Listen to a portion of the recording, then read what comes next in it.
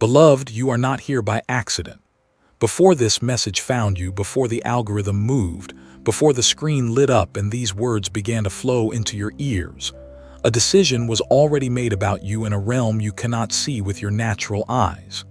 You were chosen, not selected from a crowd in a moment of chance, not stumbled upon by some cosmic mistake, but hand-picked, sealed, and set apart by a God who does not operate by accident. And the reason this message is reaching you right now, in this exact season of your life, is because heaven has something it needs you to hear. Your true love is coming. God has already approved it. You may have spent months, or perhaps years, sitting with a quiet ache in your chest that you have learned not to talk about too loudly. You have watched others step into relationships, into partnerships, into the kind of love that makes Sunday mornings feel sacred and ordinary Tuesday evenings feel like gifts. And somewhere deep inside, in a place you rarely allow visitors, you have wondered if that kind of love was ever meant for you. You have questioned the waiting. You have re-examined yourself, your choices, your worth. You have asked, in the dark hours when honesty comes more freely, whether something about you makes you less deserving of the love that everyone else seems to find so naturally. Hear this clearly. The waiting was not a verdict. The silence was not rejection. The loneliness you have carried through certain seasons was not evidence that love had forgotten your address. It was evidence that the love being prepared for you requires a version of you that had to be built through exactly what you have been walking through. God does not send heaven-approved love to an unprepared heart. He builds the heart first. He stretches it, deepens it, strengthens it, until it is capable of holding what He has assigned to it. And you, beloved, have been in that building process all along. There is something different about you, and you have always known it, even when you could not name it. You feel things more deeply than the people around you. You carry an awareness of the spiritual that others brush past without noticing. You have walked into rooms and sensed things, felt the weight of atmospheres, picked up on undercurrents that others could not detect.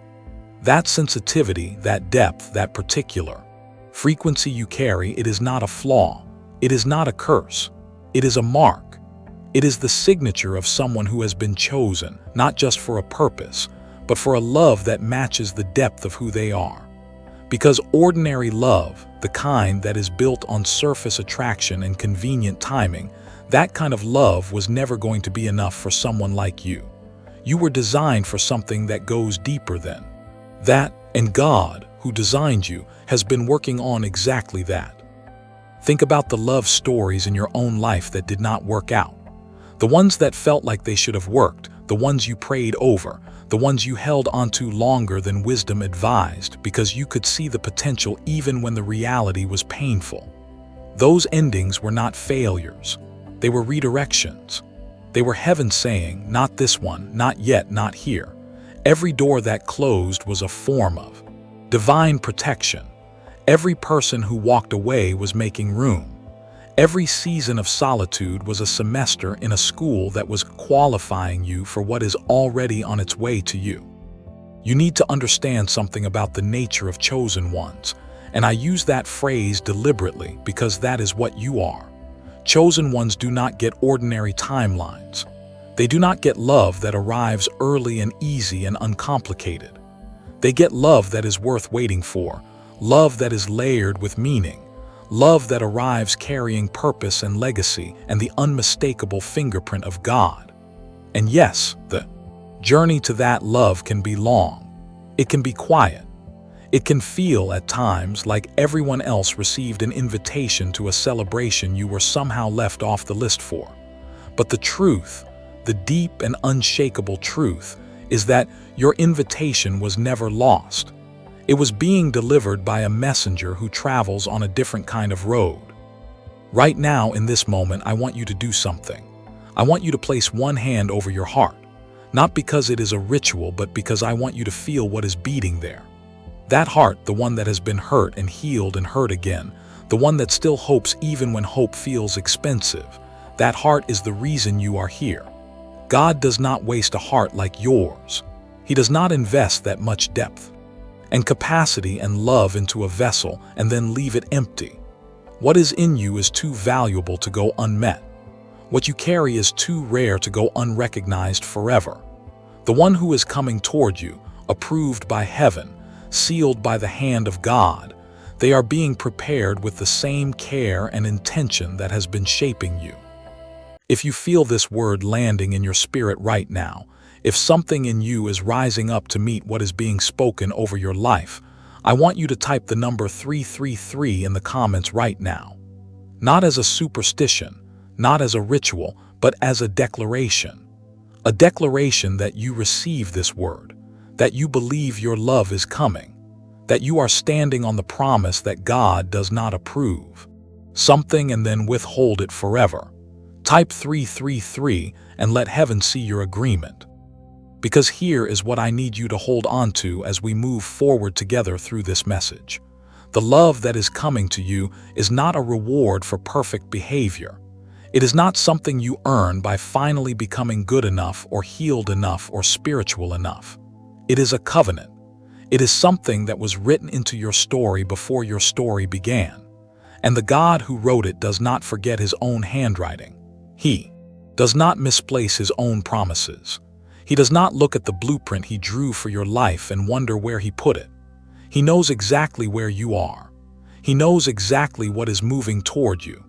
And he knows exactly the moment when two lives he has been shaping separately will finally, perfectly, at the right time and in the right way, come together. You were chosen before you were formed. Your love was approved before it arrived.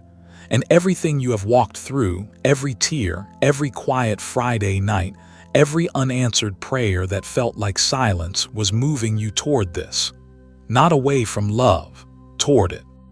Stay with me, beloved. We are only just beginning. There is a woman in Scripture whose story carries the exact frequency of everything being spoken over your life right now. Her name is Ruth. And if you have ever loved deeply and lost painfully, if you have ever stood at a crossroads with nothing but your loyalty and your faith and wondered whether love would ever find you again, then Ruth's story is not just ancient history. It is your story. It is a mirror held up to your own journey, and what it reflects back is something so beautiful and so precise that it could only have been written by a God who plans with perfect intention. Ruth was not an Israelite. She was a Moabite woman, an outsider by birth, someone who had no natural claim to the promises of God's covenant people. She had married into a Hebrew family, and for a season it must have felt like life was settling into something she could call home. She had a husband. She had a place. She had the quiet comfort of belonging somewhere. And then, with a swiftness that life sometimes delivers without warning, everything changed. Her husband died. And what remained was grief, silence, and the unbearable weight of a future that had suddenly been emptied of everything she had built her hopes upon. Her mother-in-law Naomi made a decision in that season of loss. She would return to her homeland, to Bethlehem, and she released Ruth to do the same, to return to her own people, her own family, her own chances at starting again somewhere familiar and safe. And no one could have blamed Ruth for taking that offer. Turning back was the reasonable choice. Turning back was the logical choice. Turning back was the choice that every voice of self-preservation inside her must have been urging her to make. But Ruth did not turn back. And what she said in that moment, standing on a road between two worlds with grief behind her and uncertainty stretching out ahead, is one of the most stunning declarations of covenant love in all of human history. She looked at Naomi, a woman who had nothing left to offer her, no promise of comfort, no guarantee of a better future, nothing but the road ahead and the God who walked it in. Ruth said these words, "Where you go I will go, and where you lodge I will lodge. Your people shall be my people, and your God shall be my God." Ruth chapter 1 verse 16. Read those words slowly and let them settle into the deepest part of you. Because what Ruth was doing in that moment was making a choice that defied every natural instinct for self-preservation. She was choosing love over logic. She was choosing faithfulness over comfort. She was choosing to walk into the unknown because something inside her recognized that what she carried was too real, too deep, too genuine to be abandoned simply because the road ahead looked hard. And that choice, that extraordinary act of loyalty in the middle of loss, was not weakness. It was not naivety. It was the mark of a chosen one who loves at a depth that ordinary hearts rarely reach. Chosen ones love the way Ruth loved. They do not love halfway. They do not love with one foot already pointed toward the exit. They do not calculate the return on their emotional investment before they give it. They love with a completeness that sometimes frightens even themselves, a completeness that can make them vulnerable in ways that others never have to be, because others do not love at that depth to begin with. You have loved like that before. You have given yourself fully to something or someone, not recklessly, but genuinely with everything you had. And perhaps it cost you. Perhaps what you gave was not matched. Perhaps the depth you brought was met with something shallow, and the pain of that mismatch left a mark that you are still learning to carry. But here is what Ruth's story reveals about that kind of love. Her willingness to love at that depth, her refusal to protect herself by pulling back, was not a flaw that led to her being overlooked forever. It was a qualification. It was the very quality that set her apart and positioned her for what God had been holding in reserve for her all along. Ruth arrived in Bethlehem with nothing. No status, no wealth, no connections. A foreign widow in a land that was not her own, beginning again from the very bottom of what a life can look like. And yet the scripture never describes Ruth as defeated. It never describes her as bitter or broken beyond recovery. It describes her as faithful, as present, as a woman who showed up every single day in the humble place and did what needed to be done with the same quality of character she had shown on that road when she chose to keep walking forward instead of turning back. That faithfulness, that daily quiet integrity, was traveling ahead of her in ways she could not see. The quality of her love and her loyalty had already begun to create a story that moved through the atmosphere before she arrived in the rooms it would eventually open for her. And this is a principle that applies directly to your life right now.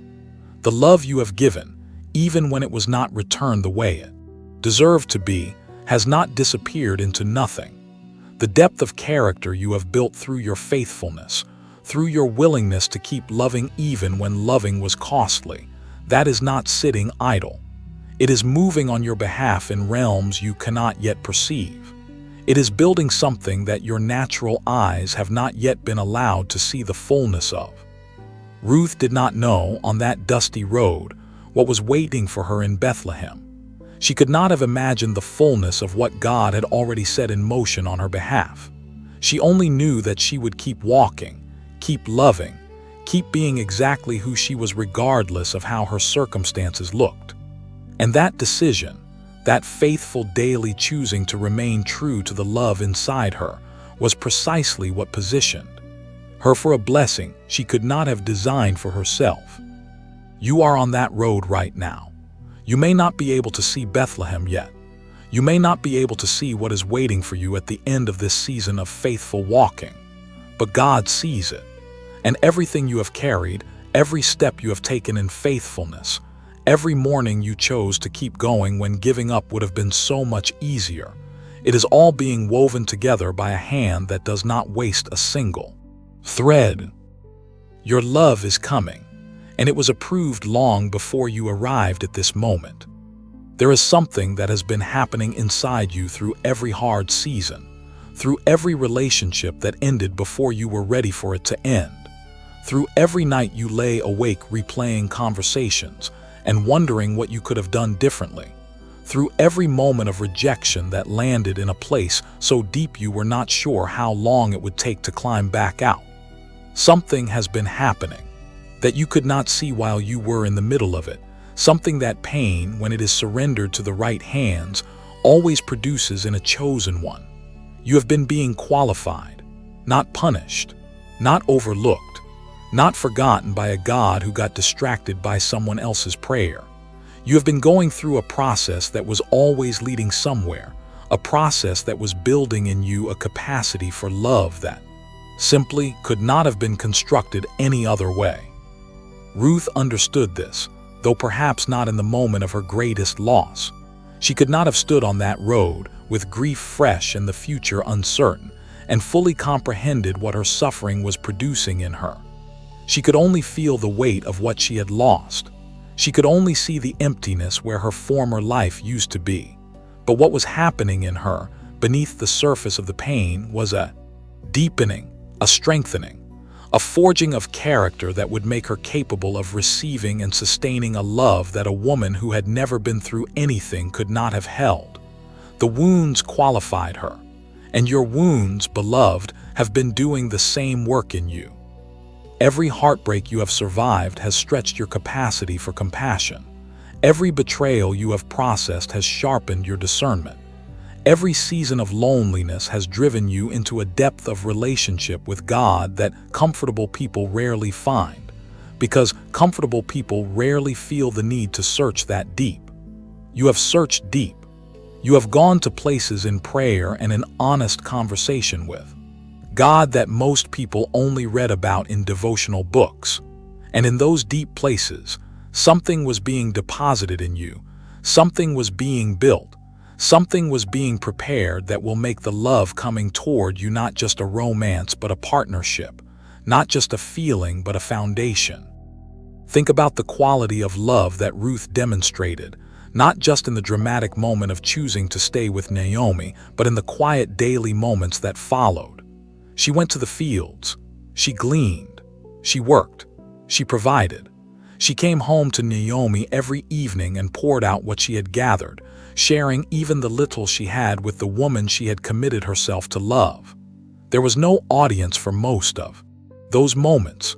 There was no crowd watching and applauding her faithfulness.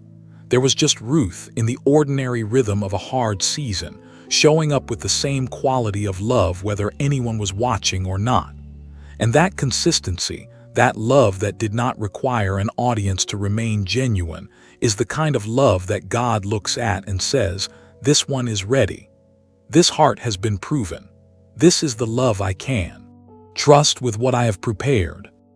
You have been proving your love in the quiet places too, in the moments no one was watching, in the ways you have continued to be kind even when you were hurting, in the ways you have kept your heart open even when every experience was telling you to close it and protect yourself, in the ways you have prayed for people who wounded you, even when the praying felt like it cost you something, in the ways you have chosen not to become bitter, not to become hard, not to allow what you have been through to calcify into cynicism.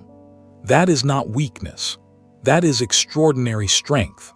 That is the kind of character that is built only through the fire, and you have been standing in that fire and coming out not as ash but as gold. The scripture speaks directly to this process, to the way that what we endure in faithfulness becomes the very thing that positions us for what God has prepared. We also glory in our sufferings, because we know that suffering produces perseverance, perseverance produces character, and character produces hope. Romans chapter 5 verse 3 and 4. Character produces hope. Not suffering alone, not perseverance alone, but the character that is built through the full journey of enduring faithfully.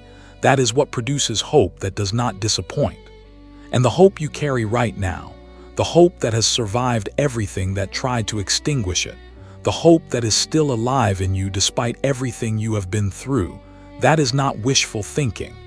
That is the product of a character that has been refined through real fire. That hope is one of the most powerful evidences that what you are hoping for is real, because God does not build that kind of hope in a heart and then leave it with nothing to hope toward. Your wounds have not made you less lovable. They have made you more capable of love.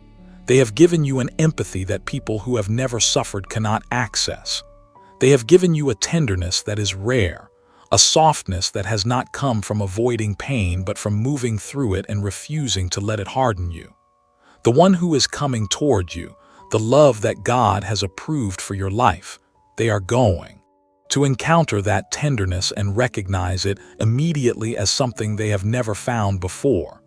Not because you will perform it for them, not because you will put it on display to impress them, but because it will simply be present in the way you listen, in the way you respond, in the way you make space for another person's reality without shrinking your own.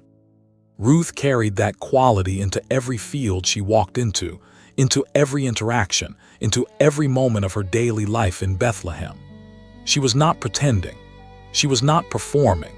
She was simply being the person that her journey had made her, fully and without apology. And that authenticity, that unperformed genuineness, was exactly what set her apart in a way that no strategy or self-presentation could have. Engineered. You cannot manufacture what Ruth had. You cannot fake the depth that comes from having truly loved and truly lost and truly chosen to keep loving anyway. It is either real or it is not. And in you, it is real. There is also something important I want to speak to directly, and it is this. Some of you have begun to believe, somewhere in the quiet corners of your inner world, that your past is a liability.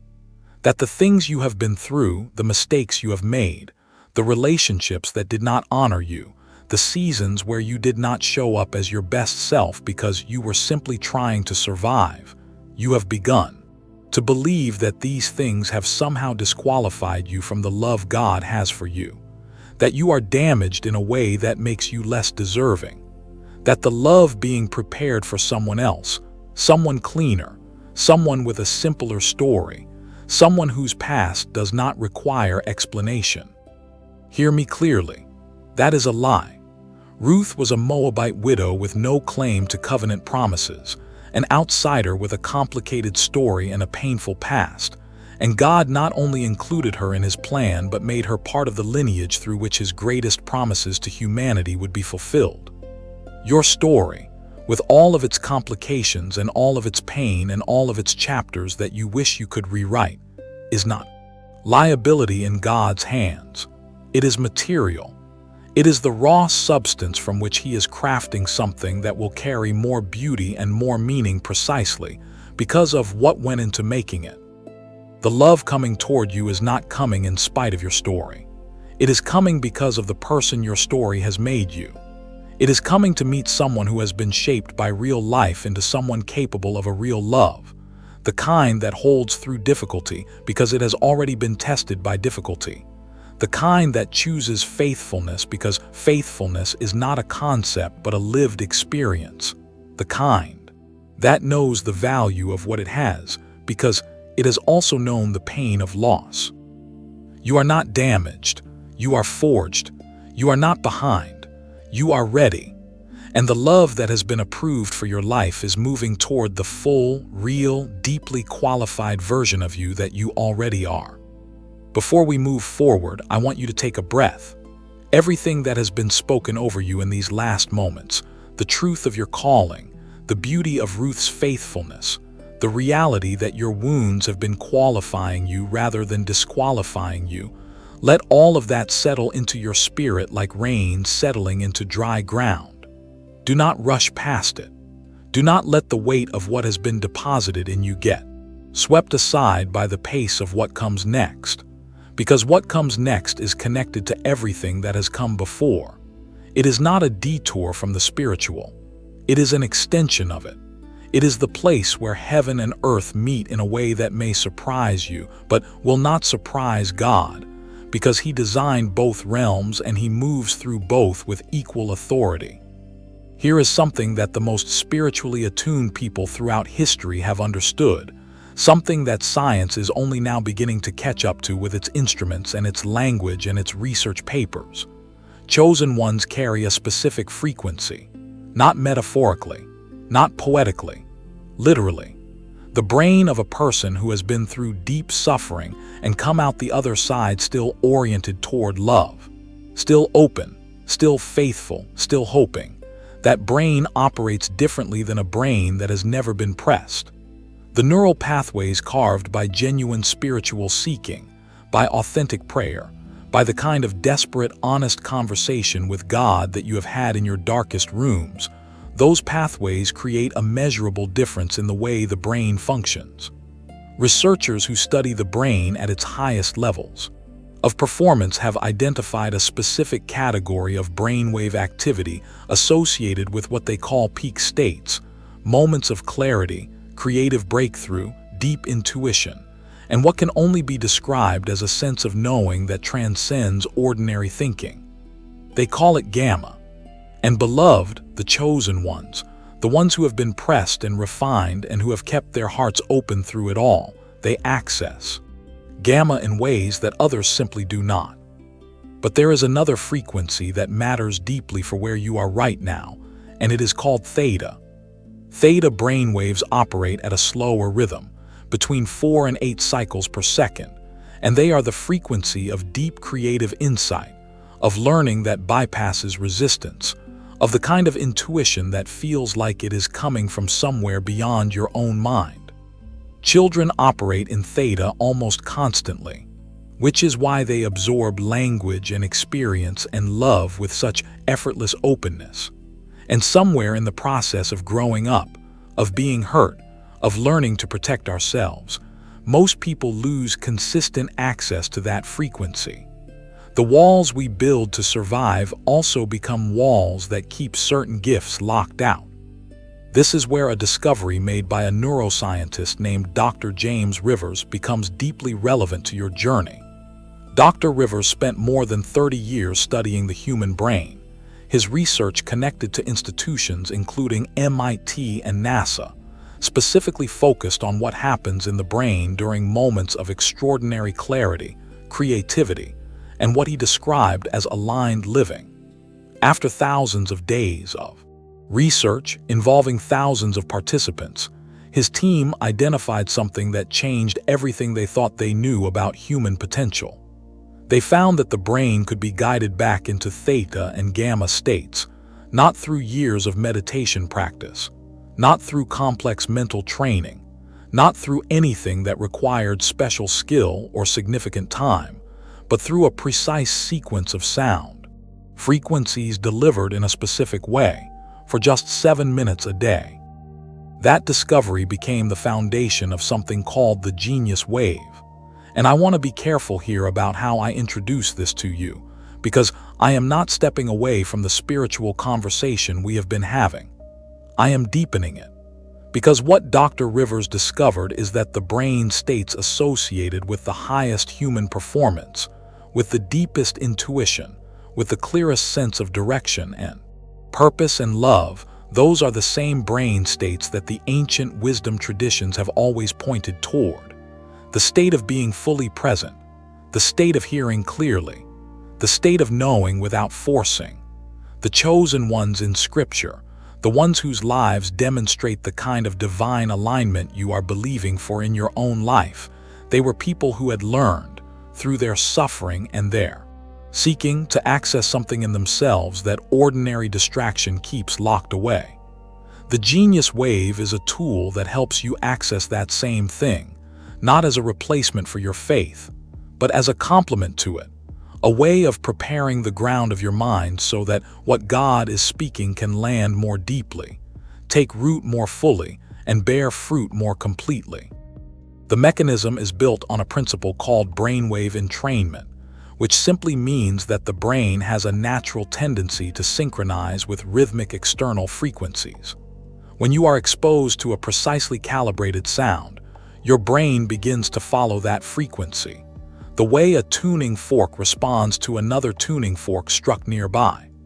The genius wave uses this principle to guide your brain gently and naturally into the theta and gamma states that are associated with your highest functioning. 7 minutes. That is all. 7 minutes of listening, no special skill required, no prior experience with meditation, no complicated technique to learn. Just 7 minutes of allowing the sound to do what it was designed to do, and your brain does the rest. I want to tell you about a woman who found the genius wave in a season that sounds remarkably like the one some of you are walking through right now. She was a 38-year-old elementary school teacher, a woman who described herself as someone who had always believed in love, but had begun to wonder, after her second significant relationship ended in the same year, whether her belief was simply a form of beautiful self-deception. She had been faithful in both relationships. She had been present, giving, and fully invested. And she walked away from both of them feeling like something essential in her had short-circuited, though she could never identify exactly what. A colleague mentioned the genius wave to her almost in passing during a staff meeting. She began listening that same evening, sitting in her car in the parking lot of a grocery store because she was not ready to go inside and face the ordinary demands of a life that felt disconnected from meaning. 7 minutes. She sat there and listened for 7 minutes, and she told me that when it ended, she did not feel dramatically transformed. She felt quieter. She felt, for the first time in 4 months, like the noise inside her head had been turned down just enough for her to hear something underneath it. She went home and slept without waking, the first unbroken night of sleep she had experienced in over 16 weeks. She began listening every morning before school, 7 minutes before she looked at her phone, before she read a single message, before the day made its first demand on her attention. By the end of the second week, 3 of her colleagues independently commented that something about her seemed different, calmer, more present, more like herself. By the end of the 4th week, she reported that her ability to focus during lesson preparation had measurably improved. Tasks that used to take her 90 minutes were taking 45. By the 3rd month, she described a shift in the quality of her daily awareness that she struggled to put into words, a clarity about what she actually needed from a relationship that she had never been able to articulate before, a confidence in her own discernment that had previously been buried under anxiety and self-doubt. 5 months after she began the practice, she met someone. Not through striving, not through a dating app she had forced herself to download. Through the natural, unhurried flow of a life that had been brought back into alignment with itself. She sent me a message 8 months after that first 7-minute session in the parking lot.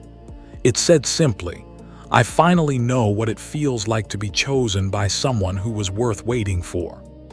I know some of you are thinking right now that $39 is not nothing, and I want to honor that thought rather than dismiss it because it is a real and valid consideration. Money is real. Budgets are real. The weight of spending anything on yourself when you are already carrying the weight of a season that has cost you so much, that is real too. So I want to say this directly. I understand. And I also want you to understand what you are actually considering when you consider this investment. You are not buying a product. You are investing in the alignment of your own mind at the exact moment in your life when alignment matters most. You are giving yourself a tool that works with the way your brain was designed to help you access the clarity, the peace, and the depth of presence that will prepare you to recognize and receive what God has already approved for your life. The Genius Wave is normally priced at $49, but through the link in the pinned comment and in the description below this video, you can access it today for just $39. And it comes with a 90-day money-back guarantee, which means you have 3 full months to experience it. And if for any reason it does not deliver what it promises, you receive every dollar back without question. There is no risk to trying. The only risk is in continuing to wait without giving yourself every possible advantage in this season. One more thing I need to say clearly. There are imitation products circulating online that use similar language, but do not contain the precise frequency calibration that makes the Genius Wave what it is. Do not purchase from any source other than the single link in the pinned comment and the description below. That link is the only guaranteed access to the authentic product developed by Dr. Rivers and his team. Protect yourself by purchasing only through that link. And I want to be honest with you about something else. This offer at this price is not permanent. The $39 access point is available for a limited time and to a limited number of people. When it closes, it closes. And I would rather you make a decision today with full information than find yourself on the other side of that window wishing you had moved when the door was open. This is your moment. The door is open right now. And everything we have talked about today, your calling, your frequency, your chosen one identity, is pointing you toward walking through it. And now, let the commercial noise settle back into the sacred. Let what was just spoken about science and sound, and the alignment of your mind fold back into the deeper conversation, the one that has been running beneath everything like a river that does not stop simply because the surface changes. Because the truth is, there is no real separation between the two. The God who designed the human brain also designed the frequencies that can restore it. The God who wove your neural pathways together in your mother's womb is the same God who placed in the hearts of researchers the curiosity that leads to discoveries like brainwave entrainment. He is not confined to one lane. He moves through science the way he moves through scripture, with precision, with intention, and with a love that is always pointed toward your flourishing. So do not let the transition feel like a gear shift. Let it feel like what it actually is, a continuation, a deepening. Because what we are talking about now is the same thing we have been talking about from the very beginning of this message. The love that God has approved for your life is not arriving in a vacuum. It is arriving in the context of a life that is being prepared, aligned, and positioned to receive it. And that preparation happens on every level: spiritual, emotional, mental, and yes, neurological. God is not squeamish about using every available tool to bring you into the fullness of what He has designed for you. He used a field in Bethlehem to position Ruth for what she could not have arranged for herself. He will use whatever field you are standing in right now to position you for the same. Ruth's story does not end in the field. It does not end in the humble place of gleaning and surviving and making do with what is left after others have taken what they needed. Ruth's story moves. It progresses. It carries her from the road of grief into the field of provision, and from the field of provision into something she could not have imagined when she first set foot on Bethlehem's soil. And the engine of that progression was not strategy. It was not self-promotion. It was not Ruth figuring out the right moves and executing them with precision. The engine of Ruth's progression was the same thing that has been carrying you through your own seasons without you always being aware of it. It was the hand of God, working in the ordinary moments, turning what looked like coincidence into covenant, turning what looked like a random field into the specific field where everything was about to change. The scripture speaks to this so powerfully that I want you to hear it not just as a historical observation about Ruth, but as a prophetic declaration over your own life right now.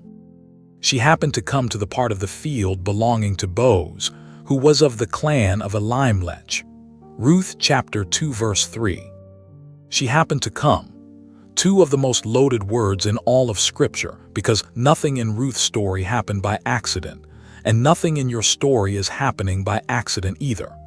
The field she walked into that morning, the seemingly random choice of where to begin gleaning, was not random at all. It was orchestrated. It was the hand of God directing her steps to the exact location where the exact thing she needed was waiting, and she did not know it when she stepped into that field. She was simply being faithful. She was simply showing up. She was simply doing the next right thing with the integrity and the love that had always defined her character.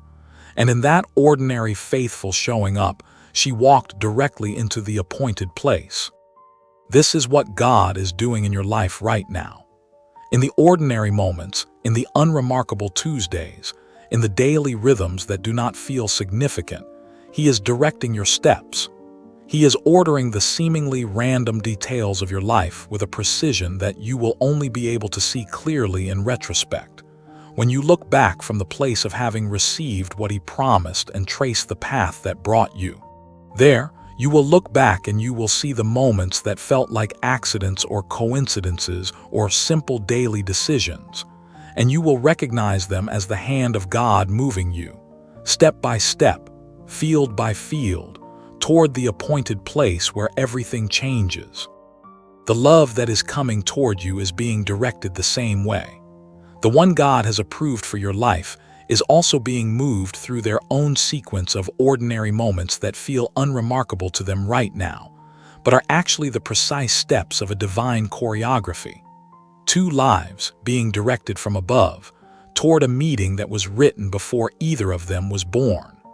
Two people who have both been through their own versions of the road that Ruth walked, their own losses, their own seasons of faithful endurance, their own quiet mornings of showing up in the field even when the field did not look like what they had dreamed of. Both being moved through the ordinary toward the extraordinary moment when they arrive in the same field at the same time and recognize in each other something that feels at once completely new and somehow deeply familiar. That recognition, when it comes, will not feel like luck. It will feel like remembering. It will feel like something clicking into place that had always belonged together.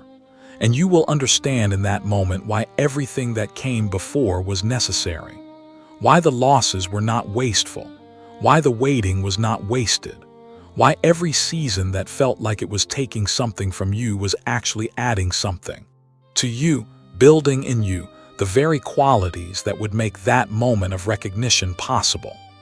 Ruth did not know when she stepped into the field that morning that she was stepping into the most important day of her life up to that point. She was simply doing what she had always done, being faithful, being present, being exactly who she was without performance, without pretense, without any attempt to engineer a specific outcome. She was just Ruth, fully and completely Ruth, and that was enough. That was more than enough. That was precisely what was needed in that exact moment, in that exact field. And you, fully and completely you, with your history and your wounds and your deep capacity for love and your faithful heart and your chosen one frequency, you are precisely what is needed. Not a polished version of you that you have not become yet. Not a healed version of you that is still in process. You, right now, as you are, carrying everything you carry, are the version of you that the love coming toward you is looking for. Because the one God has approved for your life is not looking for someone perfect. They are looking for someone real. And you are the most real version of yourself that you have ever been, because everything you have been through has burned away the parts that were not truly you and left only what is essential, only what is genuine, only what is deeply and unmistakably you. This is the season of your arrival, not your arrival at perfection, your arrival at yourself. The full, present, deeply alive version of yourself that has been emerging through every hard season, every faithful morning, every quiet prayer offered in a room where no one but God was listening. You have been arriving at yourself for a long time, and now you are here, present in the field, faithful in the ordinary, trusting in the extraordinary that is already in motion. The love that God has approved is not somewhere far away on a distant horizon. It is closer than your anxiety would have you believe. It is closer than the voice that tells you the waiting will never end. It is closer than the fear that whispers you will always be standing in this field watching others receive what you are still hoping for. It is close. It is moving. And the God who said it was coming does not say things he does not mean. You are not waiting indefinitely. You are waiting specifically. There is a difference. Indefinite waiting has no shape, no direction, no promise attached to it. Specific waiting is waiting with a name on it, a time attached to it, a divine appointment already scheduled in a calendar that operates outside of time. Your waiting is specific. It has always been specific, and the specificity of it is what makes it worth holding onto with everything you have, even on the days when holding on feels like the hardest thing you have ever done. Ruth held on, In the field, in the faithful daily showing up, in the quiet integrity of a life lived well even when no one was watching, Ruth held on to who she was and to the God she had chosen. And the field she walked into by what looked like chance became the field where her life was forever changed. Your field is coming. Or perhaps, beloved, you are already standing in it and do not yet know it. Keep showing up. Keep being you. Keep trusting the God who directed Ruth's steps and who is directing yours with the same precision, the same love, and the same unfailing faithfulness. Everything that has been building in this message, every truth spoken over your identity, every revelation drawn from Ruth's faithful journey, every word that has landed in your spirit and taken root in the deep places, all of it is pointing toward one thing: preparation. Not passive waiting, not simply enduring the in-between while hoping something changes, but active, intentional, daily preparation of the heart and mind and spirit for what is already moving toward you. Because true love, the kind that God approves and heaven orchestrates, does not arrive in a life that has been left unattended. It arrives in a life that has been tended, a life that has been cultivated, a life where the one carrying the promise has been doing the daily work of becoming ready, not perfect, but ready, open, aligned, and present enough to recognize what God sends when it arrives. Ruth understood this without being taught it.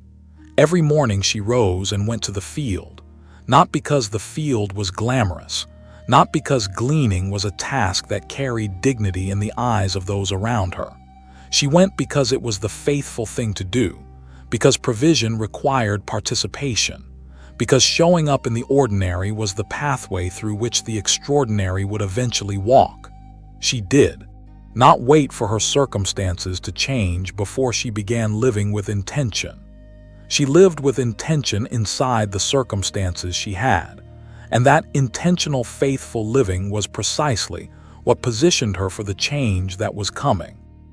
And I want you to sit with that image for a moment, because it is speaking directly to where you are right now. Ruth did not know what the field held for her when she stepped into it that morning. She did not have a vision of how the day would unfold. She did not receive a prophetic word the night before telling her that everything was about to shift. She simply woke up, made a decision to be faithful in the small thing in front of her, and walked into the day with an open heart. That is the posture of a chosen one in the season of preparation. Not striving, not forcing, not engineering outcomes with white-knuckled determination. Simply showing up day after day with faithfulness and openness and the quiet, unshakable trust that God is working in the ordinary moments, even when the ordinary moments do not feel significant. Your preparation in this season looks like that. It looks like the daily choices that no one is watching and applauding. It looks like the morning you chose to pray instead of scrolling.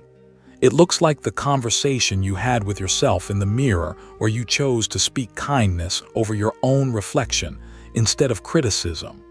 It looks like the moment you decided not to reach back out to the person who was not good for you, even though the loneliness made that reach feel justified. It looks like every quiet act of faithfulness to the person God is growing you into, even when that person is not yet fully visible to you or to anyone else. Every one of those moments is a step in the field. Every one of those choices is Ruth rising in the morning and walking toward the harvest. There is something I want to speak to directly in this season of your preparation, and it is the matter of your emotional availability. There is a particular kind of closing that happens in the heart of someone who has been hurt repeatedly. It does not announce itself dramatically.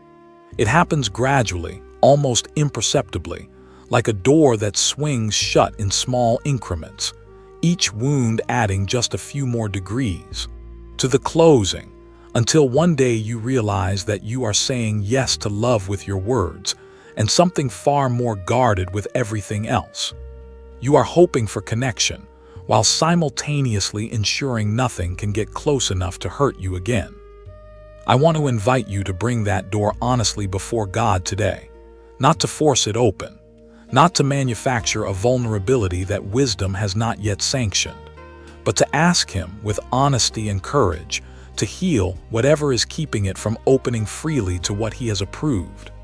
Because the love that is moving toward you needs to be able to reach you. It needs to find you genuinely accessible, not unprotected or without discernment, but warmly, openly, authentically available to be known. Ruth was available. She had lost everything. She had grieved deeply. She had every human reason to close herself off and survive behind walls that nothing could penetrate. But she remained open. She remained warm.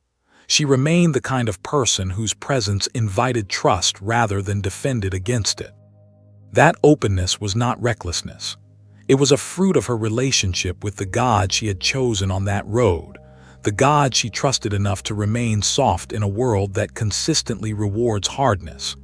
And you can cultivate that same openness, not by trying harder, not by forcing yourself to feel what you do not feel, but by surrendering the walls to the one who built you and trusting Him to guard what He opens. He is a faithful guardian. He does not open your heart to carelessness. He opens it to what He has already vetted, already approved, already prepared to be worthy of what you carry. The preparation of your heart also includes the practice of gratitude, and I want to speak about this not as a spiritual cliché, but as a genuine and powerful tool for the chosen one in the waiting season. Gratitude has a specific effect on the heart that nothing else can replicate.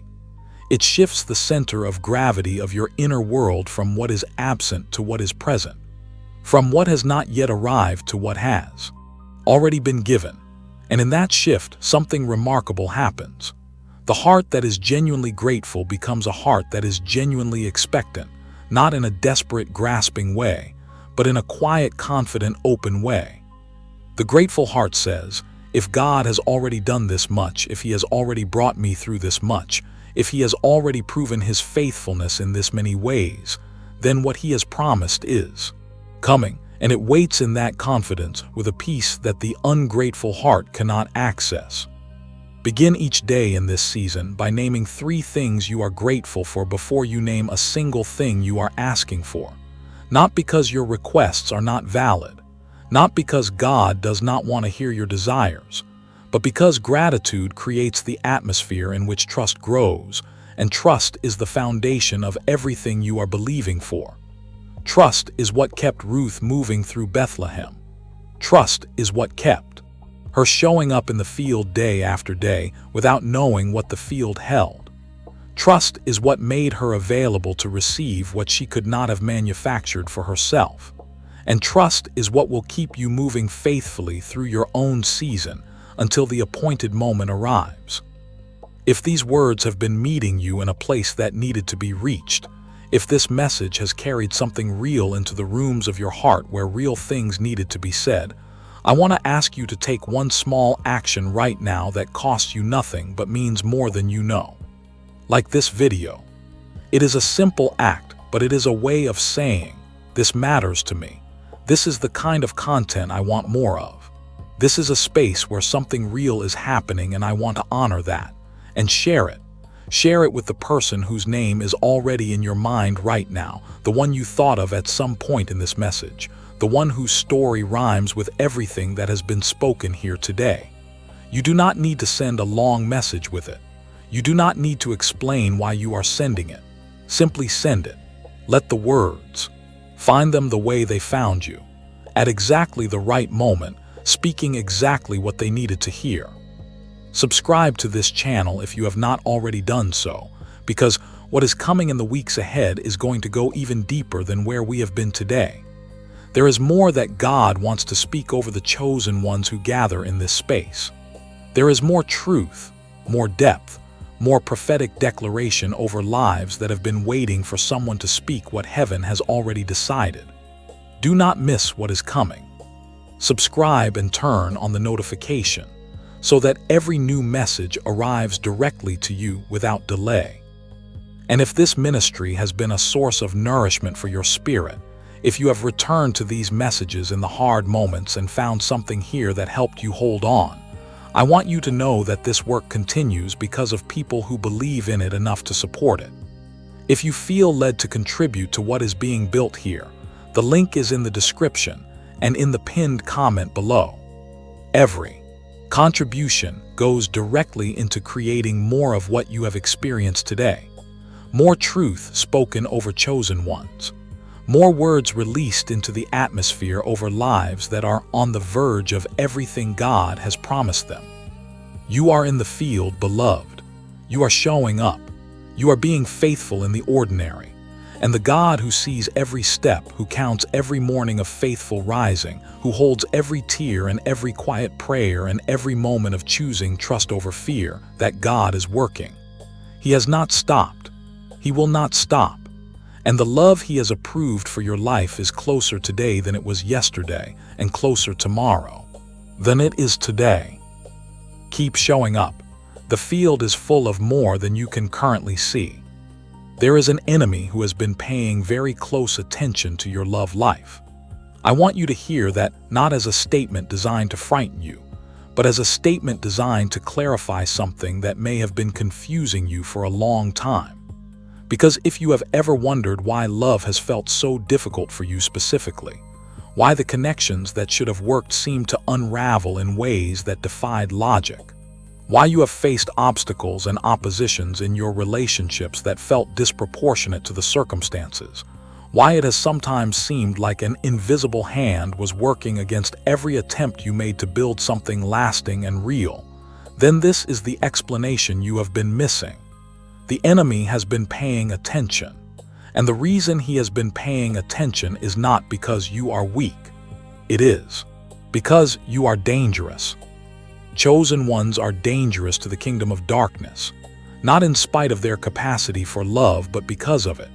Because love, genuine covenant love, the kind that God authors and approves and places between two people who have been shaped by faithfulness and refined by suffering, that kind of love does not stay contained between two people. It radiates. It influences.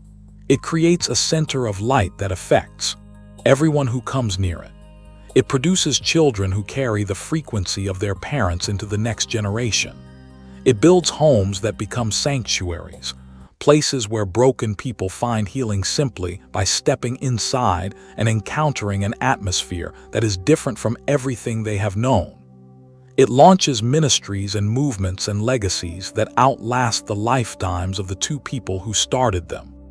Heaven-approved love is one of the most powerful forces on the face of the earth, and the enemy knows it.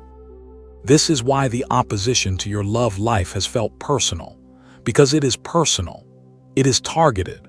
The darkness that has worked against your relationships, the timing that kept getting disrupted, the connections that almost became something and then inexplicably fell apart, the patterns that repeated themselves in ways that made you question whether something was fundamentally wrong with you.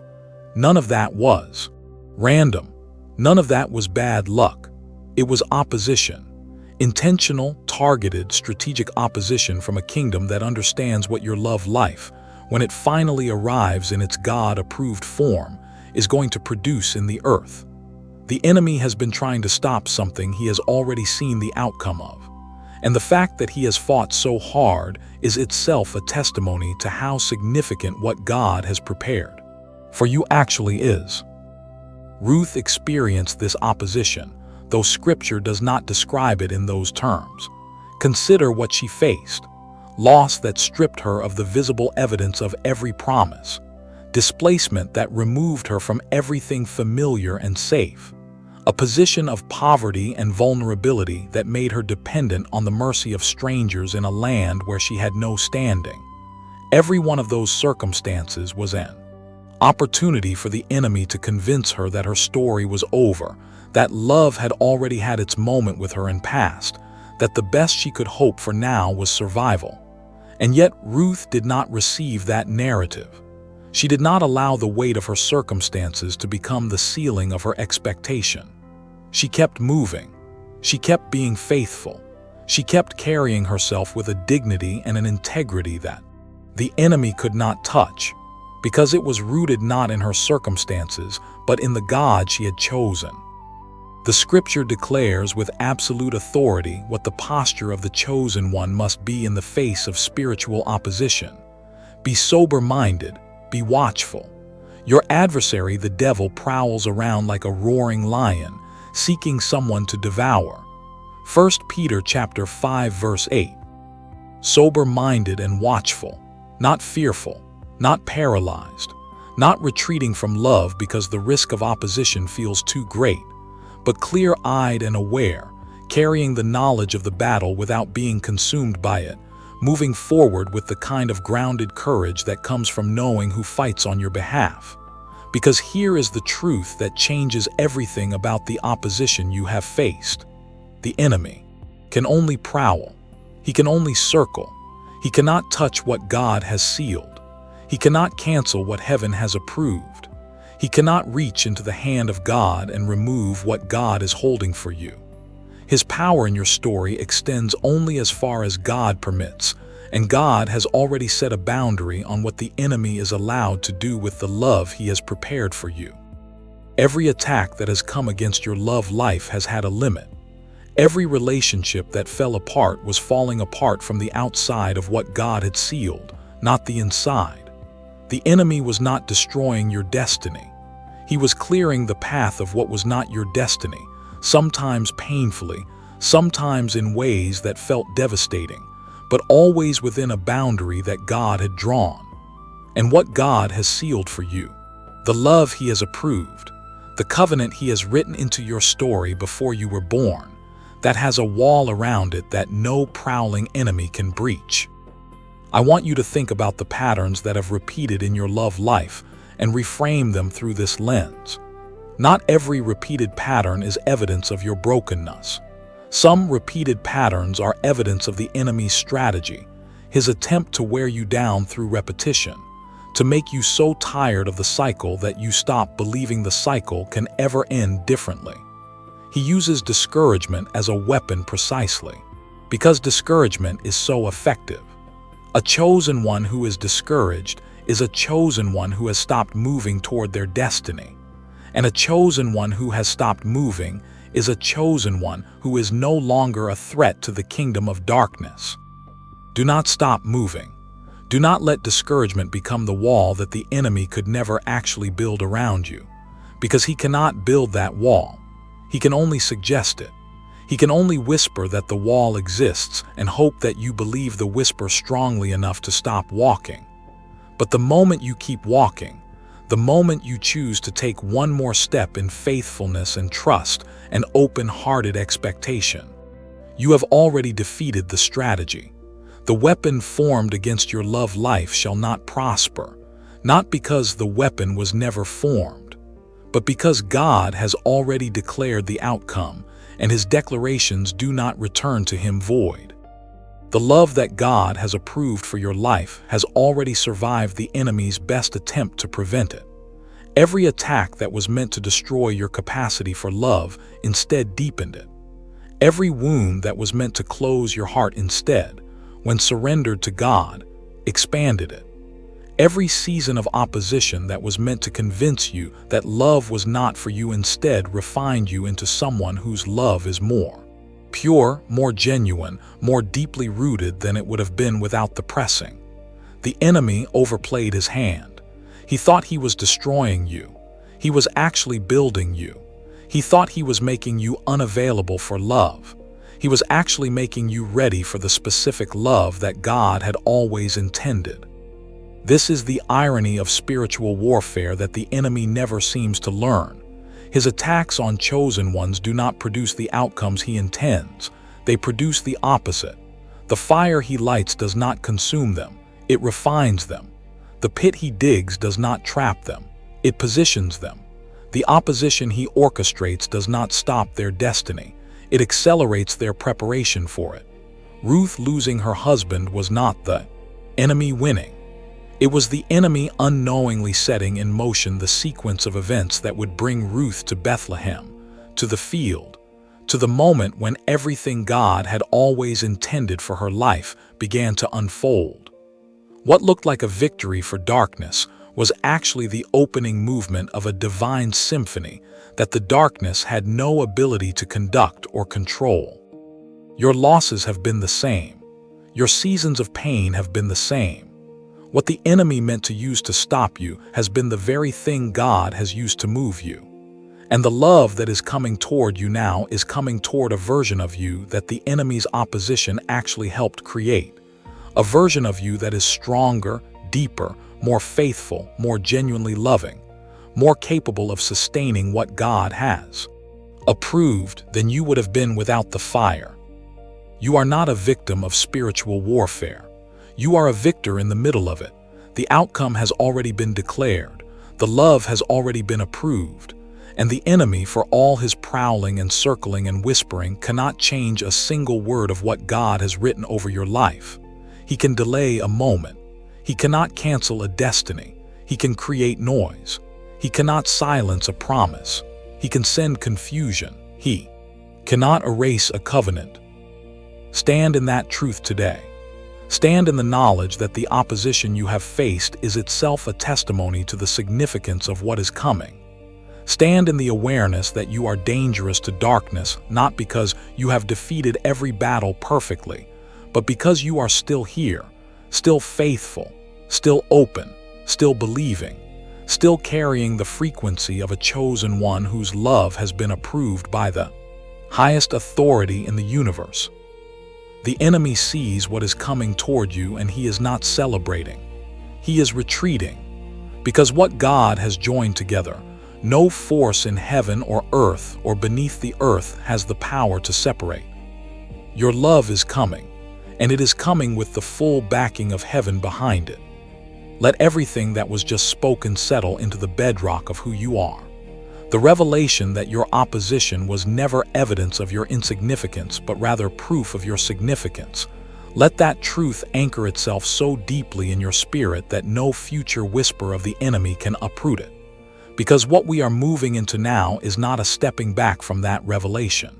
It is a stepping deeper into it, into the place where the love that has been approved for your life meets the love that was spoken over you before any human being ever had the opportunity to speak into your story, before any relationship defined you, before any rejection shaped you, before any loss marked you. There was a love already present, already declared, already surrounding you with a completeness that no human love, however beautiful and heaven-sent, was ever meant to replace. You are already loved, right now, in this moment, in this season of waiting and preparing and faithfully showing up in the field. You are not in a deficit of love that the arrival of a partner will finally fill. You are already held in a love so vast, so thorough, so personal and precise that the human mind struggles to fully receive it. And yet receiving it, truly receiving it, allowing it to become the foundation from which everything else in your life is built, is one of the most transformative things you can do in this season. Because a person who knows they are already loved by God does not search for love from a place of desperation. They receive love from a place of wholeness. And that difference, that shift from searching desperately to receiving from wholeness, changes everything about the quality of love that enters your life and the quality of love you are able to give in return. Ruth carried this. She was a woman who had chosen a God she did not grow up with, a God who was not the God of her birth culture or her family of origin. She chose him on a road of grief with nothing to commend the choice except something that burned in her spirit and would not be argued away. And in choosing him, she stepped into a love that preceded every human love in her story. She was loved before Naomi found her. She was loved before her marriage. She was loved before she ever set foot in Bethlehem or walked into the field that would change her life. The God who watched her make that extraordinary declaration of faithfulness on the road was the same God who had loved her before she knew his name. And everything that unfolded in her story, every provision, every protection, every moment of grace in the foreign land was the visible expression of a love that had always been present, even in the seasons when she could not feel or see it. This is the love that has been surrounding you.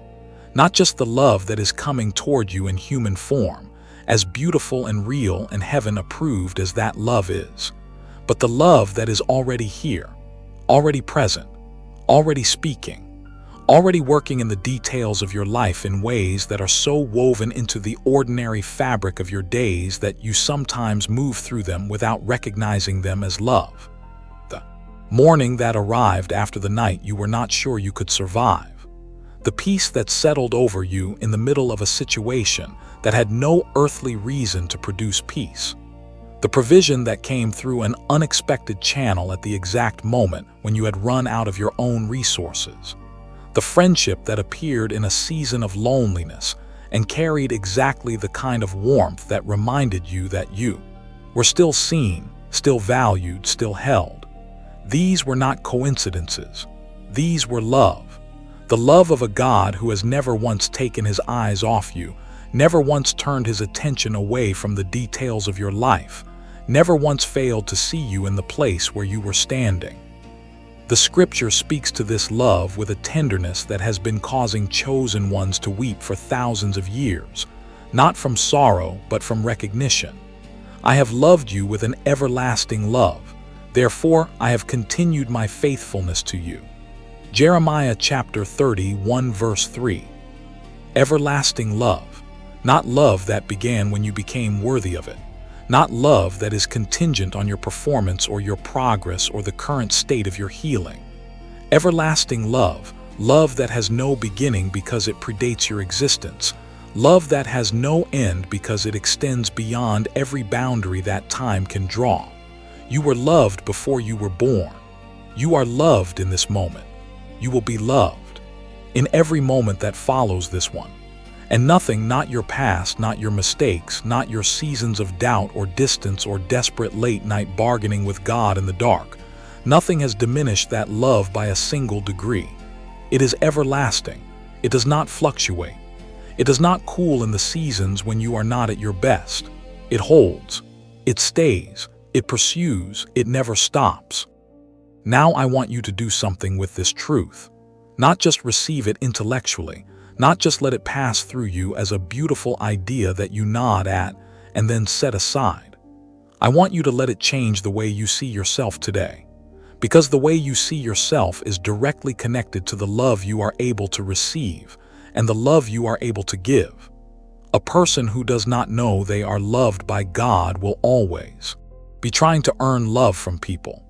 They will bring a neediness to their relationships that places on another human being a weight that no human being was designed to carry.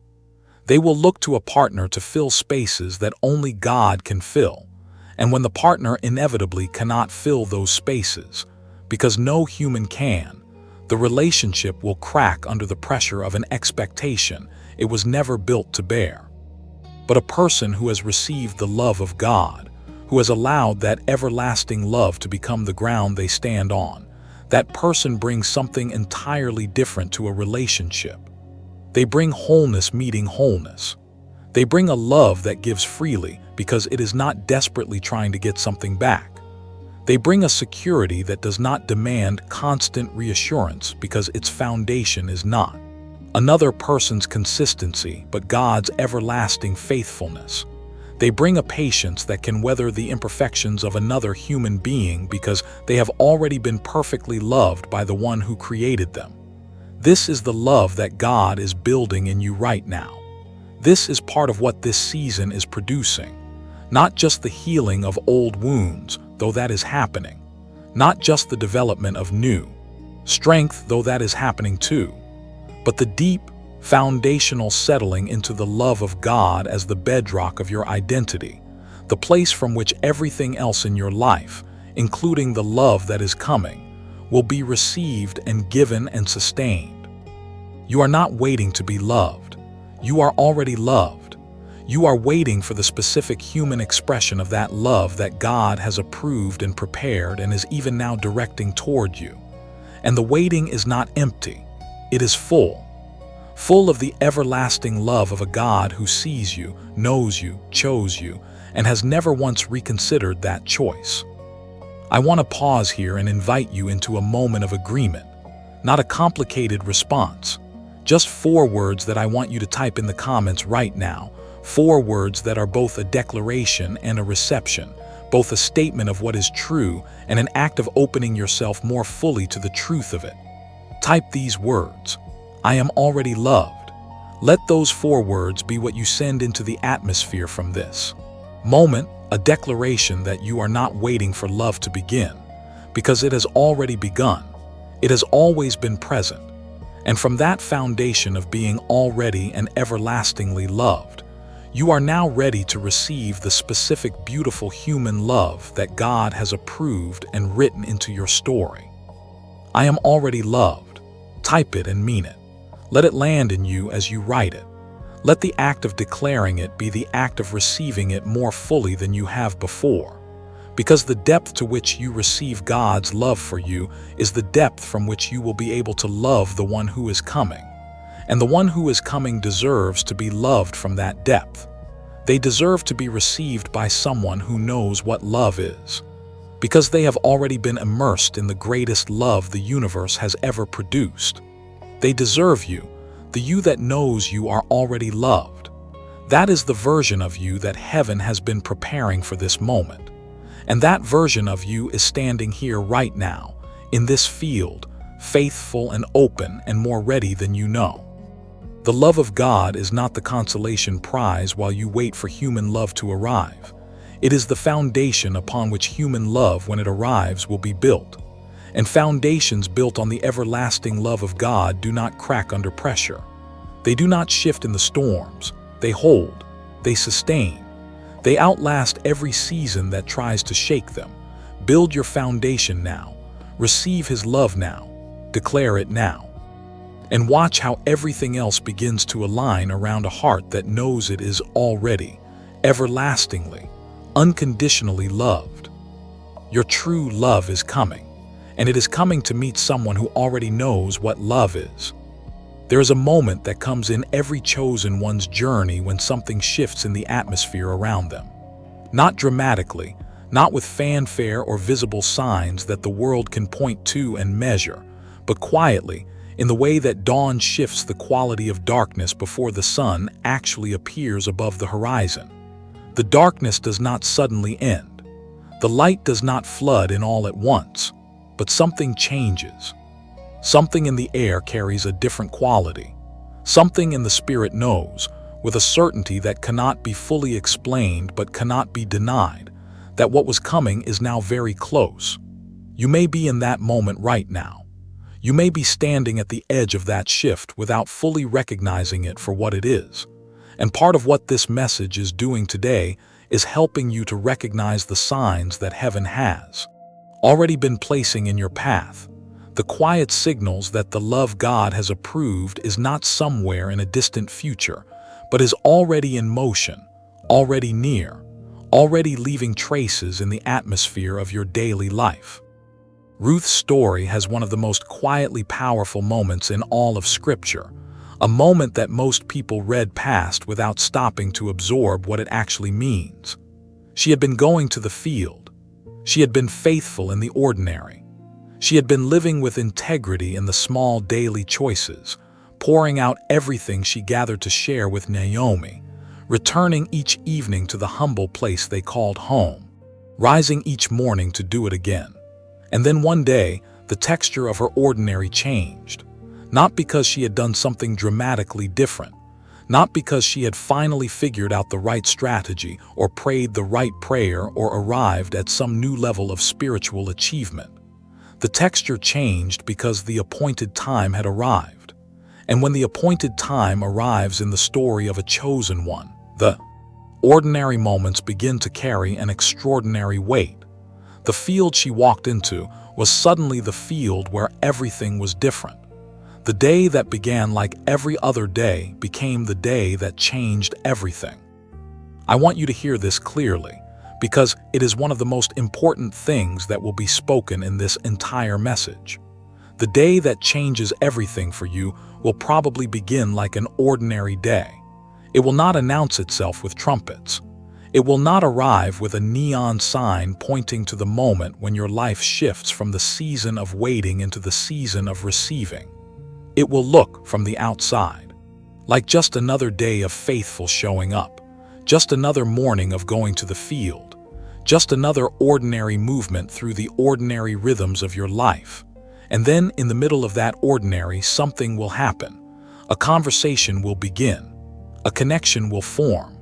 A door will open that you did not see coming.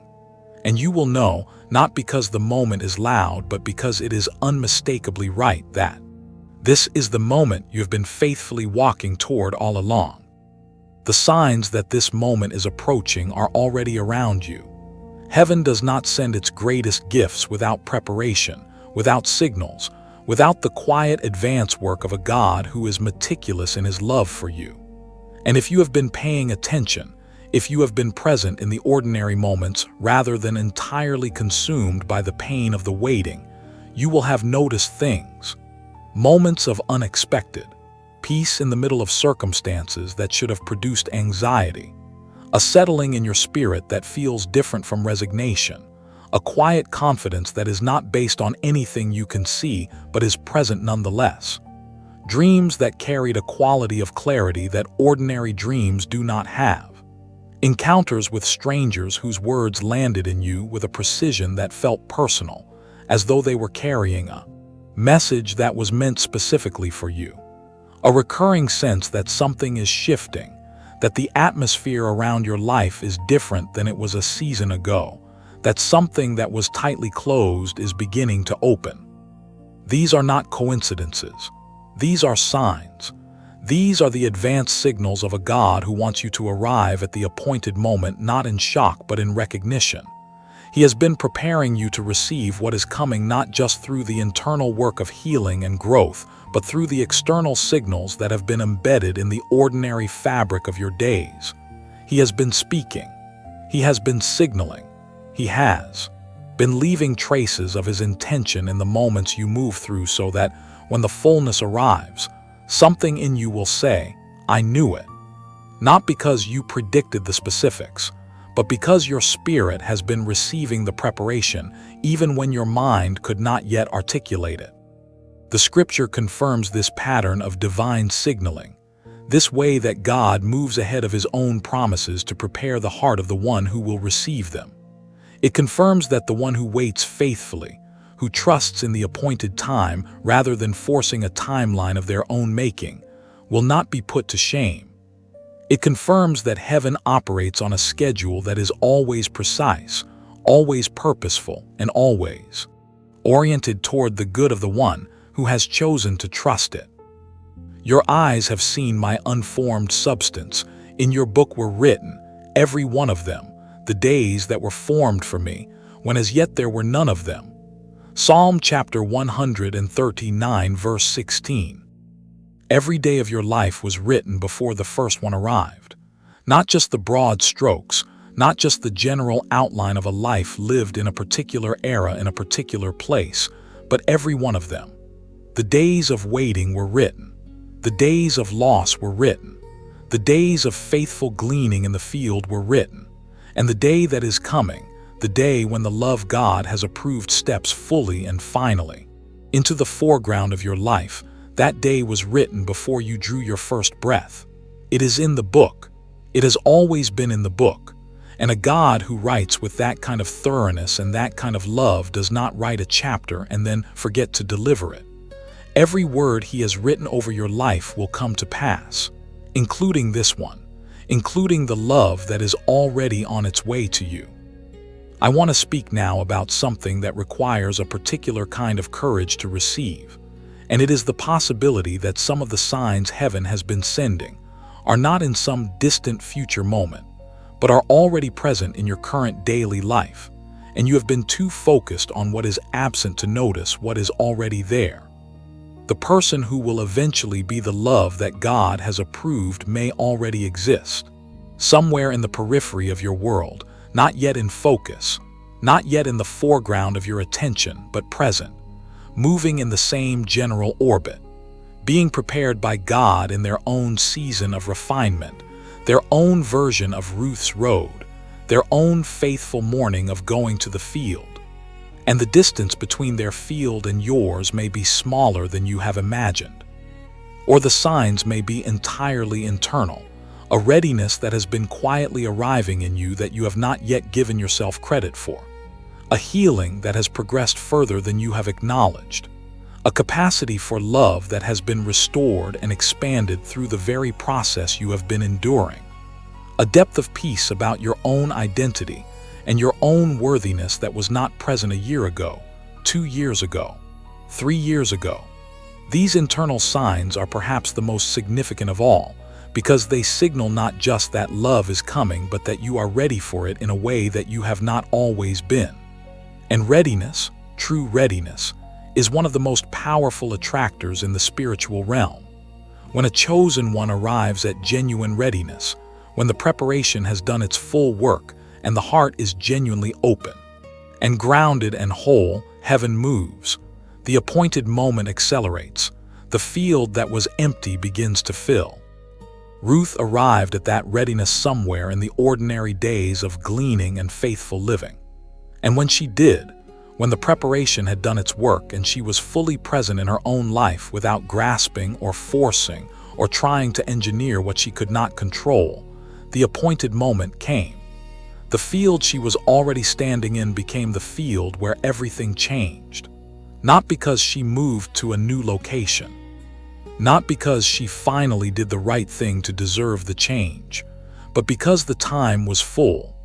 The preparation was complete, and God, who had been working in every detail, simply allowed what had always been planned to finally, perfectly arrive. Your time is filling. Your preparation is advancing toward its completion. The signs around you are real. The peace you have been feeling in unexpected moments is real. The quiet settling in your spirit that something is different now is real. The sense that you are closer than you have ever been is not wishful thinking. It is your spirit receiving what God has already decided and confirming it to you through the language of inner knowing, through the still small voice that speaks beneath the noise of fear and doubt, and the relentless pressure of a world that measures love by timelines that God does not use. Heaven is not behind schedule. God is not scrambling to catch up with a promise He made and then forgot about. He is moving with the same precision and intentionality that He has always moved with, the same precision that directed Ruth's steps into the exact field at the exact moment when the exact thing she needed was waiting there for her. That precision is operating in your life right now, in the details you can see and in the details you cannot, in the moments that feel significant and in the moments that feel utterly ordinary, in the days that feel like progress and in the days that feel like nothing is moving. Everything is moving. You simply cannot see all of it yet, but you are closer than you have ever been. And the love that God has approved, the love that has survived every attempt of the enemy to prevent it, the love that has been written into your story since before your story began, it is near. Keep your eyes open, beloved, not with the desperate scanning of someone who is afraid they will miss what is coming, but with the quiet, attentive openness of someone who knows that what is coming is already on its way and trusts the God who is bringing it to make it undeniable when it arrives. The field is full of more than you can currently see, and the dawn that is coming will reveal it all. Beloved, we have walked a long road together in this message. From the very first words spoken over your identity as a chosen one, through the faithfulness of Ruth on a dusty road that led to a field she did not know would change everything, through the revelation of your wounds as qualifications, through the science of your frequency and the tools that align it, through the bridge between spiritual preparation and daily practice, through the exposure of the enemy's strategy and the declaration of its ultimate failure, through the profound and foundational truth that you are already loved with an everlasting love, through the signs that heaven has been placing in your ordinary days to signal that what is coming is near. We have walked every step of this together. And now we arrive at the place where everything that has been spoken must move from the realm of truth received into the realm of truth lived. This is the section where the message becomes a decision, where the word becomes a walk, where the chosen one stops listening and starts moving into the fullness of what has already been approved.